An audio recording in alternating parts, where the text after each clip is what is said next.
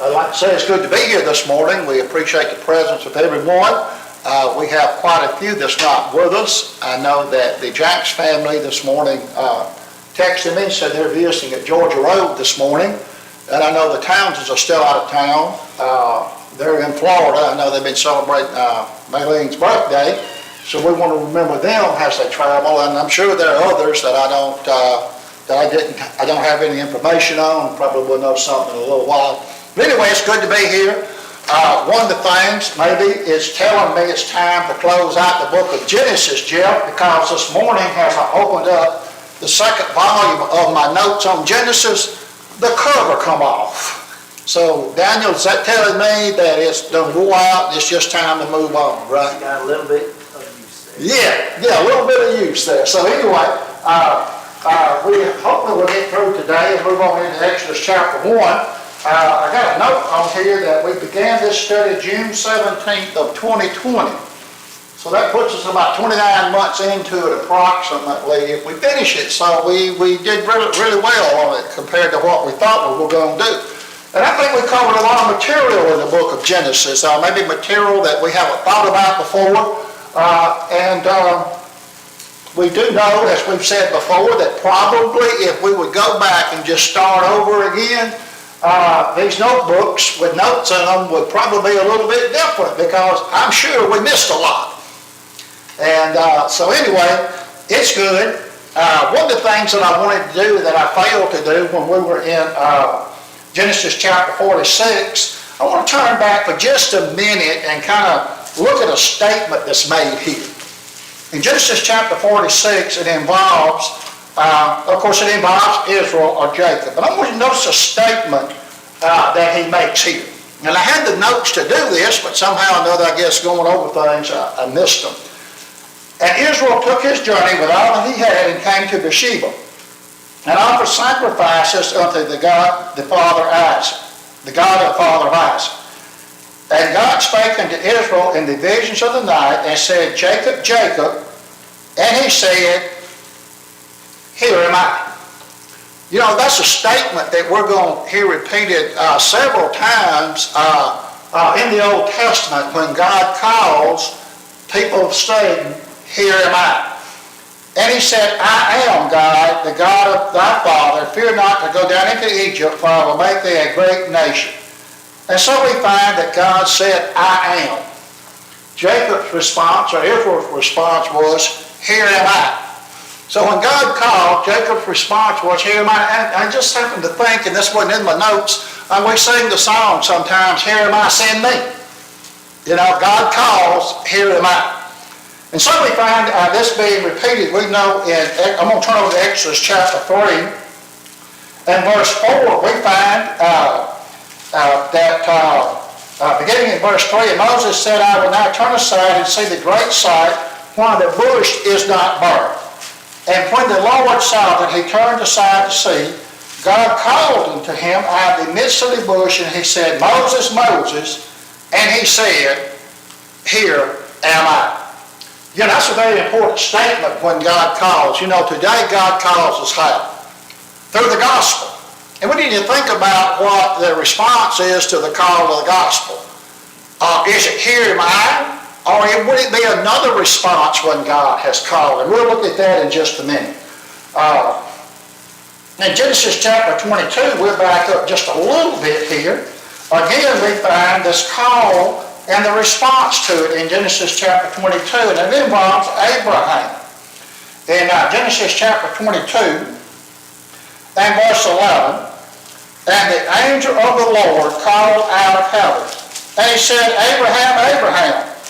And he said, Here am I. Brother Griffin, I think the more commonly used area of this is Isaiah's response in Isaiah chapter 6 and verse 8. That's the one we use the most common when God called Abraham, and Abraham's response was, Here am I. Here am I, send me. And I believe that's what the song is based upon, Here am I, send me. So really, if you want to look at it, if you look here in this Genesis chapter 22, seems as though that was the first time that statement is used like that. Okay, here am I. Okay? Verse 1, you say. 22 verse 1. 22 and verse 1. Okay, I'm in the wrong. Okay, yeah, here am I. Okay, that's right. And it came to pass after these things that God did tempt Abraham and said unto him, Abraham, and he said, Behold, here am I. Thank you, Dad. Here am I. I get to talking and it all kind of runs together a little bit. So anyway, here am I. So we find that that statement being used like that, probably the first time it may be used and implied in other places like where we're fixing to turn. There was another time early on that God had called out to an individual. And let's see what that response is in Genesis chapter 3 and verse 4, when God called out. Here we have now, they have eaten the forbidden fruit, and have hid themselves, because they were naked, and they'd sewed fig leaves together in verse 7. And the eyes of them, in Genesis 3:7, and the eyes of them were open, and they knew they were naked, and they sewed fig leaves together and made themselves aprons. And they heard the voice of the Lord God walking in the cool of the day, and Adam and his wife hid themselves from the presence of the Lord. And the Lord God called unto Adam and said unto him, Where art thou? Here God is calling again, and Adam did respond, but notice his response was more in the form of an excuse than a voluntary call to service, okay? Notice what he says here. And Adam said, I heard thy voice in the garden, and I was afraid. So you see a little bit different thought about here am I said me. It's kind of like a lot of times maybe with our children and maybe even our grandchildren. Sometimes we'll call to them, where are you at? You need to come see me. And they won't respond, well, I'm in the bedroom, or here am I. Well, I'm out back playing and not being in a little bit maybe. It's more of an excuse of not being wanting to be presented to you because you know what's there. You've done something that you're guilty of, and you know the accountability process is going to come into being. So kind of the thought there on that, a little bit different answer. He did answer, but if you look at it, it was more of an excuse. That, I heard you, I did hear you, but I was afraid. I went and hid myself because I was naked. And he said, God said, well, who told thee thou was naked? Hast thou eaten of the tree? And the man said, the woman whom thou gavest to be with me, she did give of the tree, and I did eat. So we find here the excuse process setting in. So it's kind of interesting when you look at the response a lot of times. And maybe it's that way with the gospel too. God calls to the gospel. There are those that say, here am I, and they obey the gospel. But then the gospel calls to some, and the excuse process sets in. Well, Lord, I hear you, and I see what the gospel says, but my grandma was going to have a fit if I do this. See the difference in it? And yet we find the call is still there. I thought that was kind of interesting. Like I say, I wanted to cover some of that about to here am I. Now we'll turn over to Genesis chapter 50. And we're going to have recorded in here the mourning process of Jacob. We're also going to have Joseph passing away here. So we'll begin at verse 1. And Joseph fell upon his father's face and wept upon him and kissed him. And Joseph commanded his servants, the physicians, to embalm his father, and the physicians embalmed Israel. And we know that the ancient Egyptians had that process down pretty good, because even today, if some of the in some of the ruins and things over there, we find that some of the bodies are preserved to a certain extent that even we can't do today with it. So, but anyway, Joseph fell, and of course he was sad because his father had died. And that was something probably Joseph never thought he would see again, was his father and his brothers did. But he did. And what we're seeing here in the conclusion of this chapter is the plan for Joseph and the survival of Israel coming to total fruition. And these people are well thought of here. You're going to see Jacob is highly thought of in the realm of the Egyptian culture. And so we find that this embalming process took place, and 40 days were fulfilled for him. so are fulfilled the days of those which are involved, and the Egyptians mourned for him 70. Now that's kind of interesting about the way they done this. There was a 40-day mourning period, but then there was a 70-day mourning period among the nation of the Egyptians. What we understand about the Egyptian culture at that time is that a royal mourning period of a pharaoh or someone of that nature was 72 days. So Jacob was well thought of, wasn't he? To be mourned 70 days. Not quite the height you would get into maybe a pharaoh or ruler, but getting up there pretty close, isn't it? So we find that Jacob was highly admired in that culture because of who he was, because of who Joseph was. And one of the things that we're going to touch on in Exodus chapter 1 is about some of the rulership and events historically that most likely were going on there. If there was an enemy that came in amongst the Egyptians, you don't find where the children of Israel took part in anything that might have went along there for that new Pharaoh to come in. So, but anyway, that's another story. They were well thought of at this time. And so we find that when the days of his mourning were past, Joseph spake unto the house of Pharaoh, saying, If now I have found grace in your eyes, speak, I pray you, in the ears of Pharaoh, saying. Notice how Joseph handled this. You know, Joseph was very, very respectful to those around about him. You know, it's kind of like what we would do today. Maybe before we went to the top person in charge, we were going to let the people around about know what was going on. Because they're going to be the ones to take care of what's going to happen here, aren't they? Those around about it. You know, in a way you might could say that Joseph has let his cabinet know that he's going to go speak to the president. And that shows you how thoughtful Joseph is in these matters. You know, even though he had the authority to say, y'all get out of the way, I'm going to see Pharaoh, he didn't operate that way. You know, maybe it's kind of like the way Jesus does today with us, that we go through him as the intercessor to approach the Father, you know. Maybe there's a loose shadow in all of that maybe we don't necessarily see. But anyway, Joseph was very respectful in the matter and told them that he wanted them to speak to the ears of Pharaoh, saying, My father made me swear, saying, Look, I die. In my grave, which I have digged for me in the land of Canaan, thou shalt thou bury me. Therefore, I pray thee, bury my father, and I will come again. So Joseph is wanting to fulfill the promise that was made to his father, that he didn't want to be buried in the land of the Egyptians. And so he wanted to be allowed to go to bury his father in the land of Canaan, and the place that where he's going to bury him has a lot of historical significance in it, because we're going to find that Abraham and Isaac and others were buried in that same region of the country. So it had a special place and special meaning there. And we know that Jacob did not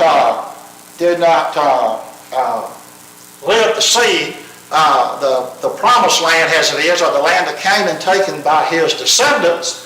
But you know, when you look at the bigger picture and through all the things that he had gone through, he was highly aware of what was going to happen. That was going to be the final resting place. And you know, if you stop and think about this, even though we may be buried here on this earth, in a spiritual context, where is our final resting place? In the land of Canaan, isn't it, Brother Colin? Or heaven, as we would say. Jeff, like you had something to... That's what you're going to say, yeah. So we see a shadow of that. Maybe it's another way of Jacob too saying, the Egyptian world is not my home. You know? And we're going to find Joseph being the same way. And there's an interesting note that archaeologists and historians tell us about the way Joseph may have been buried there in Egypt. Actually, I shouldn't use burial, the way his body was preserved and put up. But anyway, hopefully we'll get that in a little while. And so he said that, and Pharaoh said, Go up and bury thy father according as he made thee swear. So there was a lot of trust here. Now, not only did Pharaoh trust Joseph and Joseph's wisdom, but notice what he is going to do. He's going to send a great company with Joseph to bear Jacob up into the land of Canaan. And so it says, and Joseph went up to bury his father, and with him went all the servants of Pharaoh, the elders of his house, and all the elders of the land of Egypt. What a possession that must have been. You know? For all that group of Pharaoh, the elders of the land, and all these people to go and bury his father. So this is as close to a royal funeral, if you will, that probably you will ever see without it being a royal funeral, because you've got all these people going on. So Jacob was greatly admired and respected, and so was Joseph. And so we find in verse 8, and all the house of Joseph and his brethren, his father's house, only their little ones and their flocks and their herds they left in the land of Goshen. So really with the little ones going on in the flocks, there really wasn't any need in them going just yet, because the procession had to get there, take care of business and come back.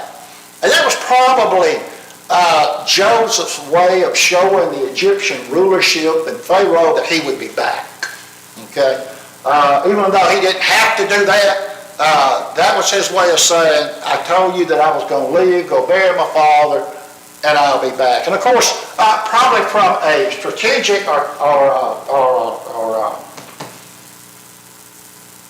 logistics point of view, they could travel a lot quicker, without the little ones going along and having to take care of the cattle and all that kind of stuff. So probably some of that going on too. So, but anyway, we find that they're going to go, and there went up with him both chariots and horsemen, and it was a very great company. A very great company. So, that had to be a sight to behold, to see all this going on, and you can imagine the inhabitants of the land that they're traveling through, what they must have thought as they crossed out of Egypt, into the southern part of the land of Canaan, and that area, that had to be just a startling sight to see. And we know the inhabitants of the land are going to take note of this too here shortly. And they came to the threshing floor of Atad, which is beyond Jordan, and there they mourned with great and very sore lamentations, and he made a mourning for his father. So we're going to find that from what we understand about this threshing floor of Atad, about the cave that Abraham purchased from the Hittites or those places, from what we can tell, looks like this is over around the area of Hebron. Okay? And if you look on a map where the Dead Sea is at, and you'll look kind of north up the Dead Sea and center and come over to the left, you'll find Hebron, which is a very important location in the Bible, historical significance. So from what we understand and can see, the area that it's talking about here, this threshing floor of Atad, because we're going to find that the inhabitants of the land are actually going to rename this place when they see all this mourning going on, and that this cave and field that we're going to get into, Machpelah, from what we can tell and see, it's up in that area. Now, exactly where it's at, we don't know, but just based upon studies and things that's going on, it seems to have been up in that area of the country. So, anyway, they made sore lamentations, and you can imagine the mourning that went on for 7 days. And we kind of see remnants of this even today in the Middle East, don't we? Of when there's a death, especially a death of somebody of notoriety, there's a big outpouring. We do that somewhat here in this country, don't we? We don't see so much the lamentations that's made as we do the respect to a noteworthy figure. So this is something that they did in respect of Jacob. And here again, we were going to talk about the inhabitants of the land. The Canaanites saw the mourning in the floor of Atad. They said, this is grievous mourning to the Egyptians. Wherefore the name of it be called Ava Mizraim, which is beyond Jordan. And there's some questions here about this beyond Jordan, whether it's actually a way of noting going up there toward the Red Sea. And the Jordan River actually dumps into the Dead Sea coming out of the north. Whether that beyond is actually a reference, did at some point they cross over for a period of time, then cross back over, or is this just another way of saying, okay, they had left Egypt and now they're up here just below the Jordan River. Now, and there's some thoughts about east and west and what the meaning of that is.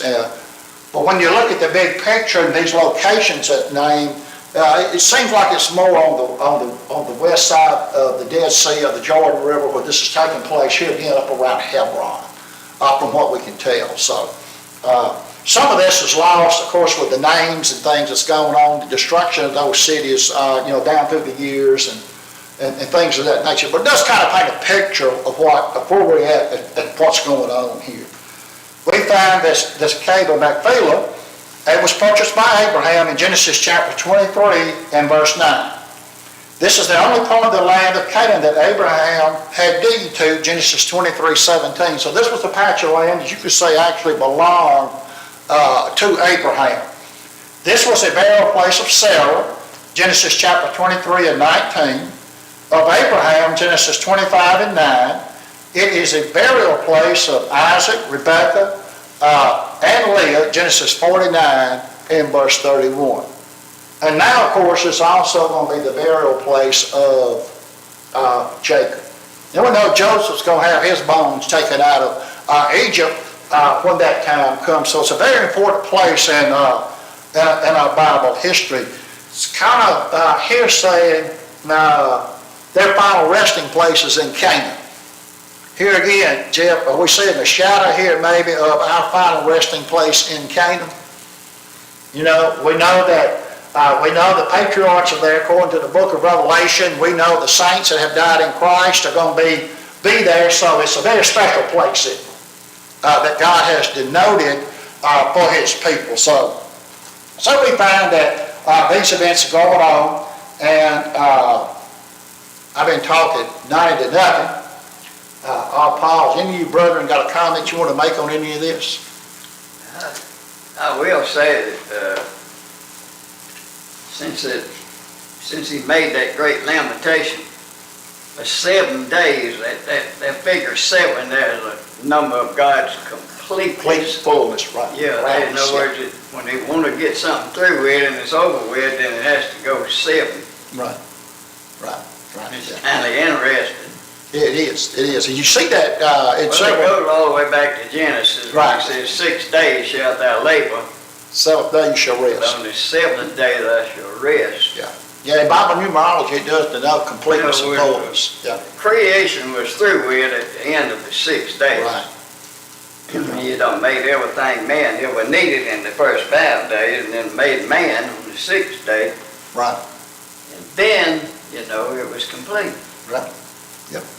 Complete and full. And that's what we're seeing here. We're seeing a completion of the plan of God at this point in time, aren't we? It's been fulfilled. And so we find that his sons did unto him according as he commanded. So we find they were strictly obedient unto what Joseph had commanded. That's kind of a little different twist with them, read from what we had kind of been seeing with them. They were kind of, they would hear these things, but when they walked away, it's kind of like some of the operations managers that we had at times past would say, we have this meeting right in the boardroom, and he'd kind of lay down the law and want this done like that. And he says, well, times they walk out of the boardroom, they go do what they want anyway. Daniel, you probably heard those speeches more than once.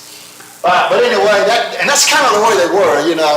Jacob, he wondered about them because every time he would send them off after somebody, or they're supposed to go do something, they come back one less. So you had to wonder. But now we can see the completeness and fullness even of them. We can see them being obedient to carrying out his will. And so we find in verse 13, for his sons carried him into the land of Canaan, and buried him in the cave of the field of Machpelah, which Abraham bought with the field for a possession of burying place of Ephron the Hittite before Mamre. So here again, this Mamre, if you look at an old world map, we're still up in the area of Hebron. So somewhere up in that area there, no doubt, is where this is talking about. And Joseph, now notice Joseph. Joseph, he told them they were going to come back, right? And Joseph returned into Egypt. Joseph had this great company of men up there in Canaan, didn't he? They had them Canaanites up in there, and them Hittites up in there, and this was a pretty strong force, wasn't it? Joseph could have put his foot down and said, hey guys, while we're here, we're going to carve us out a bigger territory to run, right? But he didn't do that, did he? He was good to his word. He said that he was going to return, and so he and his brethren returned unto Egypt. And his brethren and all that went up with him to bury his father, after he had his father buried. So we find they all came back, even the brothers. And here again, you're seeing a line of obedience here that they had finally gotten into, because, they had got up there, the loosey-goosey thoughts they had about things. Well, we back home now, we ain't going back to Egypt. And that wouldn't have been a surprise with most of them, would it? But they did go back, just as they said they were going to do.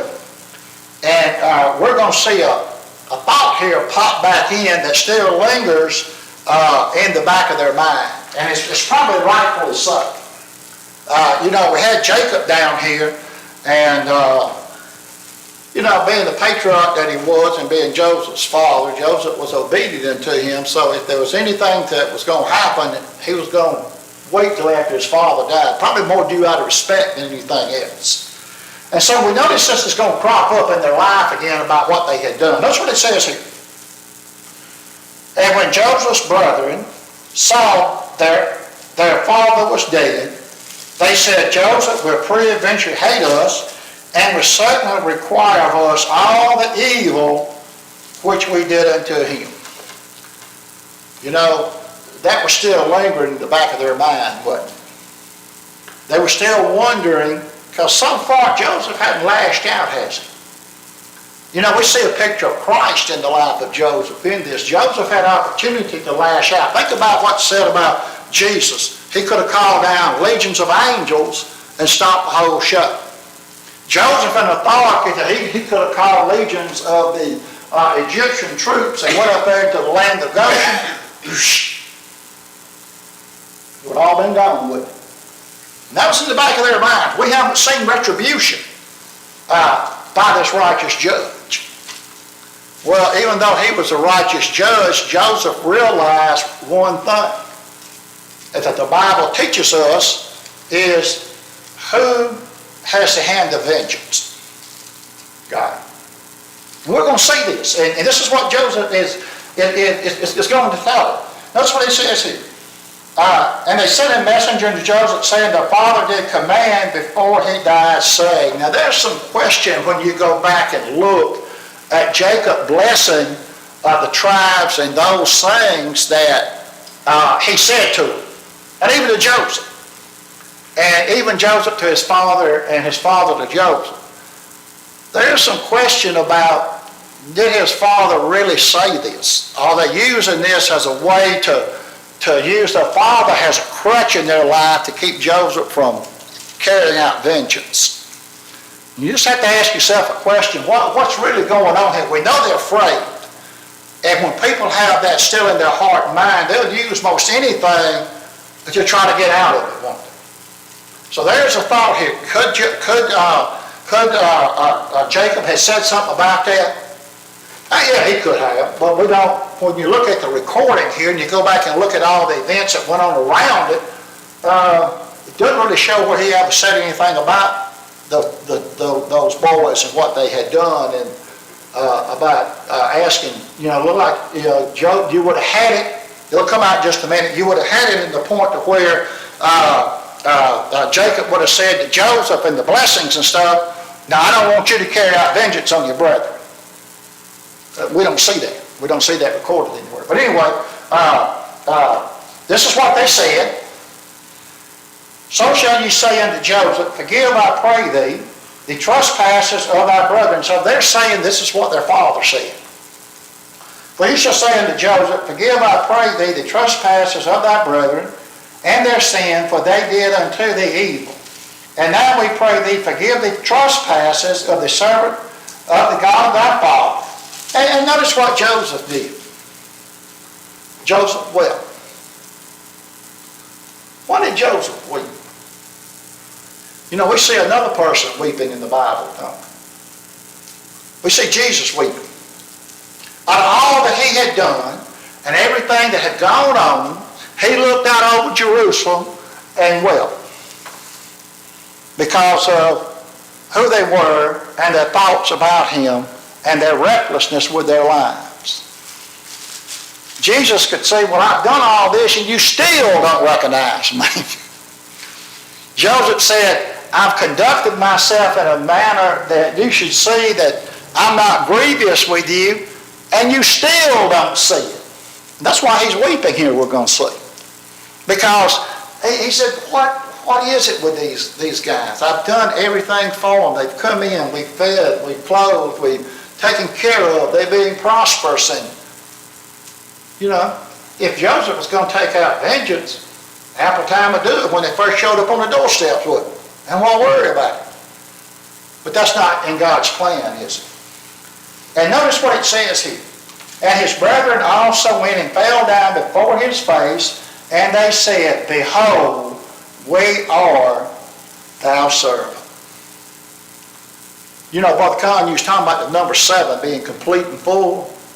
Does this not completely, totally fulfill Genesis chapter 37, verses 5 through 10 in the dreams, many years that Joseph had told them about? We know it was coming about anyway because of what we've seen so far, but just think about that. There it is. Behold, we be thy servants. You know, they had to acknowledge that fact, didn't they? They sure did. But notice what Joseph's response is here.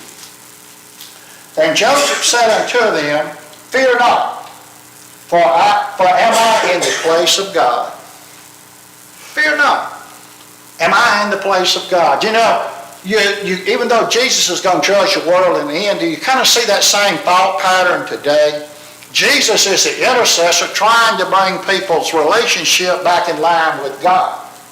Jesus recognized that even he doesn't know when the end of time is going to be and when judgment's going to start. Is that a shadow that we see here? Joseph is recognizing, even though I'm an intercessor, I've done all these things for you, yet it's not my place or my time to render judgment. He said, Am I God? Am I God?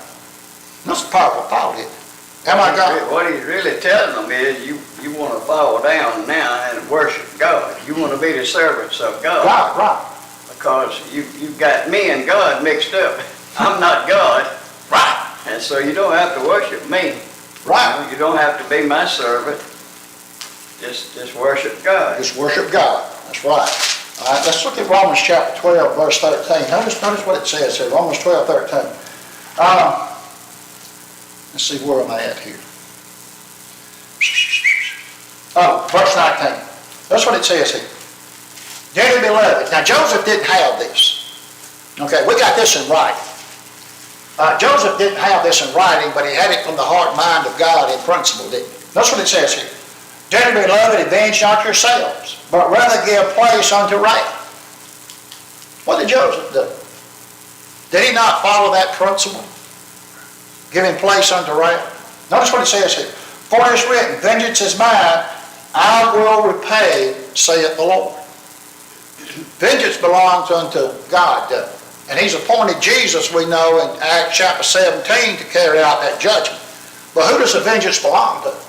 We're going to say it belongs to God. Did not Joseph fulfill verse 20? Was his brothers not his enemy? They were for a long time, wasn't they? Notice what it says here. Therefore, if thine enemy hunger, feed him. What did Joseph do? He fed him, didn't he? If he thirst, give him drink. Did he not give him drink? In other words, what he's saying here, if your enemy is hungry, give him something to eat. Give him some water. Because by you doing that good, you shall heap coals of fire on his head. The whole time this was going on, in their heart and in their conscience, what were these brothers concerned about? His vengeance, wasn't it? And the whole time, what was he doing? Giving them food and a cup of cold water, wasn't it? You know, I heard a preacher say one time, and I think about this. I think I got it wrote down in some notes somewhere or another. He said, I'd rather be clawed by the fangs of a rabid wolf than by the claws of a guilty conscience. Boy, that's powerful, isn't it? A guilty conscience. They still were carrying that guilt around. You know, that's quite a burden to carry around as a guilty conscience, isn't it?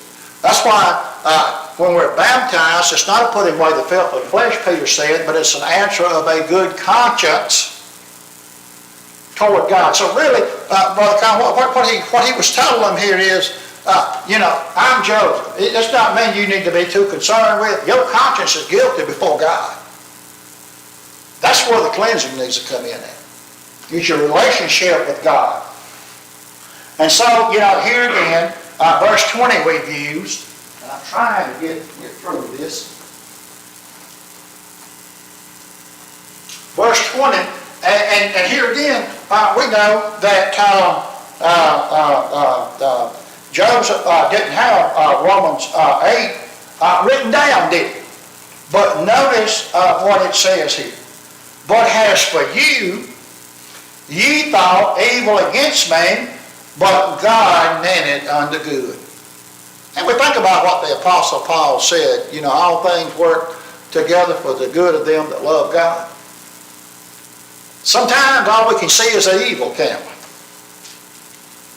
And that's all that they could see. That's all they could remember about the whole thing was the evil. But God had caused Joseph's conscience and who he was to be a forgiving spirit, didn't he? See, we got that written. Joseph didn't have that wrote down. But he had it in principle, didn't he? It's just like with this. And so God made it unto good to bring to pass as it is today to save much people. So, why does God work out all things to the Christian for good? In the end, what is the bottom line on that statement? So many might come to repentance. The same thing that Joseph is talking about here. Another shadow in a long list of shadows that we've used, okay? Now therefore, fear ye not. What, you know, here again, fear not, little flock. We sing that song, don't we? What's Joseph telling them? Fear not, little flock. Fear not, little flock. What does a shepherd do to his little flock? Notice what Joseph told them. I will nourish you, your little ones, and he comforted them and spake kindly unto them. You can really see the shadow of this, can't you? You know, when Jesus was hanging there on the cross and all that was going on, those words that he spoke there that kind of makes a hair stand up on the back of your neck when you stop and think about it, especially when we get wrapped up in ourselves and our little pity pot of problems. What did Jesus say? Forgive them, for they know not what they do. No, Joseph didn't have that wrote down either, did he? But he had it in thought and spirit, didn't he? And so we find that Joseph dwelt in Egypt, he and his father's house, and Joseph lived 110 years. And Joseph saw Ephraim's children of the third generation, the children also of Manasseh. The sons of Manasseh were brought up upon Joseph's knee. So these were Joseph's children. And a lot of times when you see this reference to Ephraim here, and I will have to kind of move on a little bit, you're going to see that later on because he was going to be, his blessing was he was going to be the father of many nations. A lot of times the Old Testament writers will use him to denote Israel. And you find such a denotation on this as in Isaiah chapter 7 and verse 8, Isaiah 11, 13, so on and so forth. And that's kind of a study within itself. So, but anyway, he did live to see these children and their children come about. And Joseph said unto his brethren, I die. And God will surely visit you and bring you out of the land unto the land which he sware to Abraham, Isaac, and Jacob. And so we find Joseph said, I'm going to die. But you know what? Be of good cheer. You're going to overcome all this, and you're going to be brought out of this land unto the land of promise.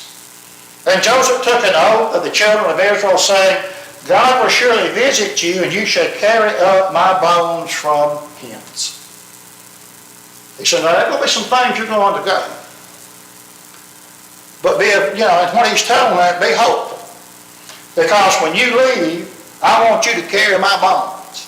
Boy, what an appetite he had. Isn't that something? So Joseph died being 110 years old, and they embalmed him, and he was put in a coffin in Egypt. So Joseph passed away just like everybody else. But he left word, I don't want to be buried here in Egypt.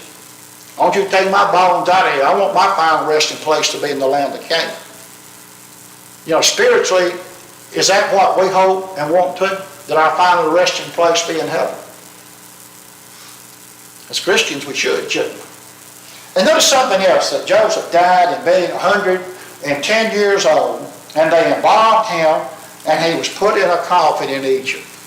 Now I'm just going to tell you what, a lot of thought has went in on this, and when they're doing the diggings and things like that over there, and the men that have studied this, you notice it doesn't say that his bones was put in a coffin and that he was buried in Egypt. There has been some thought and some look at that. What went on here is that Joseph was more buried above ground than in the ground. I'm trying to remember what we call that today when people are buried above a mausoleum. The reason for that, because of Joseph's statement, it was a reminder that here he was, here, and that this was a reminder day in and day out that one day you're going to leave this place and you're going to take my bones with you and you're going to bury me in the land of Canaan. Now, do I have a thus saith the Lord book and chapter on that, Daniel? I'm just telling you what. The learned men that have studied this, have studied the culture, done the archaeology diggings, and some of the things that they found and come to the conclusion of. But in a way, it kind of would fit the pattern of him being buried in a mausoleum for them to be seen. And for these words to be there as a reminder, because, see, they were going to be there for a long time, wasn't they? And a lot of things was going to happen that would cause them to forget. But we know for a fact, the Bible says that Joseph died and his bones were put in the coffin. And so that closes out Genesis chapter 50, and we conclude it today, 29 months later. Next week we'll roll on in. We may look at some of the historical settings of chapter 1 and 2 before we actually get hard into it. There's some really interesting things about these pharaohs and these dynasties and all that went on. So anyway, we'll stop there and we'll get ready for our worship service.